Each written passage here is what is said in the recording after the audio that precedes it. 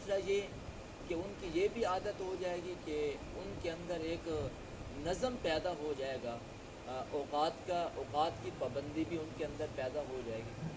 اور تیسرا فائدہ یہ ہوگا کہ ان کے اندر شرم و حیا پیدا ہوگا۔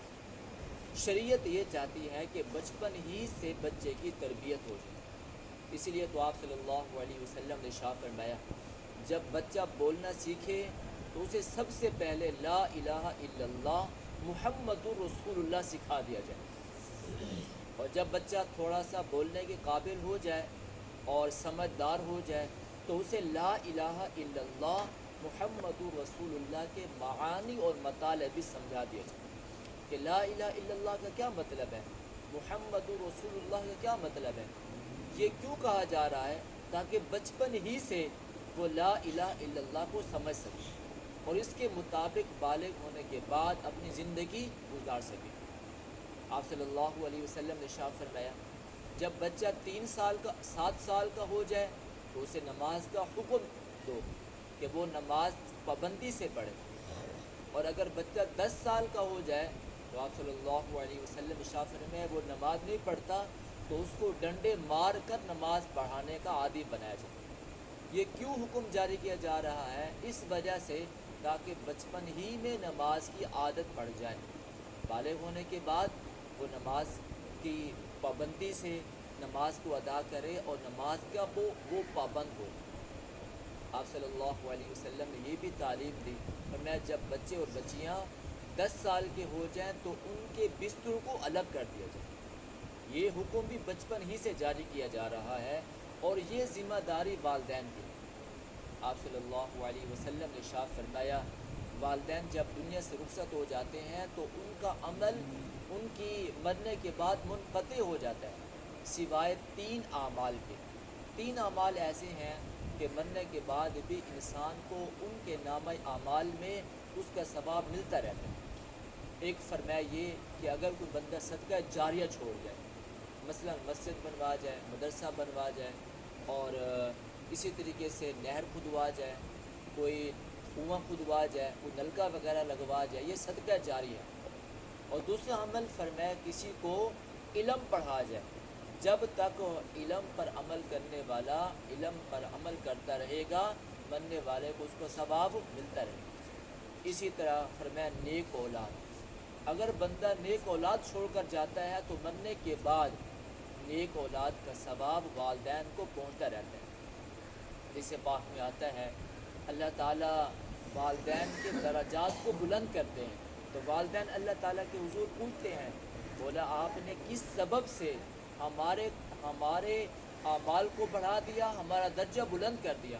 تو اللہ تعالیٰ ارشاد فرماتے ہیں تمہارے بیٹے نے استغفار کی، اس استغفار کی بدولت میں نے تمہارا درجہ بڑھا دیا۔ اس سے معلوم ہوا اولاد ذخیر آخرت ہے۔ وہ اولاد ذخیر آخرت ہے جو نیک ہے، جو صالح ہے، جس کی بچپن سے پرورش کی جائے گی، تربیت کی جائے گی، وہی بڑے ہو کر نیک اور اچھے بنیں گے۔ پہلے ماں اور باپ اپنے بچوں کی تربیت فرمایا کرتے تھے۔ آپ نے شیخ عبد القادر جیلانی رحمۃ اللہ علیہ کا واقعہ سنا ہوگا اور پڑھا ہوگا، علماء سے ہم سنتے رہتے ہیں ماں نے بچپن ہی سے ان کی عادت بنا دی کہ بیٹا آپ نے جھوٹ نہیں بولنا، اور جب آپ علم حاصل کرنے کے لیے جانے لگے تو ماں نے اشرفیوں کی تھیلی وہ جو ہے کپڑوں کے اندر سی دی، اور آپ نے اپنے بیٹے کو حکم بھی دیا بیٹا آپ نے جھوٹ نہیں بولنا۔ تو راستے میں ڈاکو مل گئے، آپ کو پکڑ لیا، آپ سے پوچھا کہ آپ کے پاس اشرفیاں درہم یا دینار ہیں؟ تو شیخ عبد القادر جیلانی رحمۃ اللہ علیہ نے ماں سے یہ تربیت حاصل کی تھی کہ جھوٹ نہیں بولنا، تو شیخ عبد القادر جیلانی رحمۃ اللہ علیہ نے کہا میں جھوٹ نہیں بولوں گا کیونکہ میری ماں نے مجھے کہا ہے جھوٹ نہیں بولنا۔ تو شیخ عبد القادر جیلانی رحمۃ اللہ علیہ نے فرمایا جی ہاں اس وقت میرے پاس اشرفیوں کی تھیلی موجود ہے۔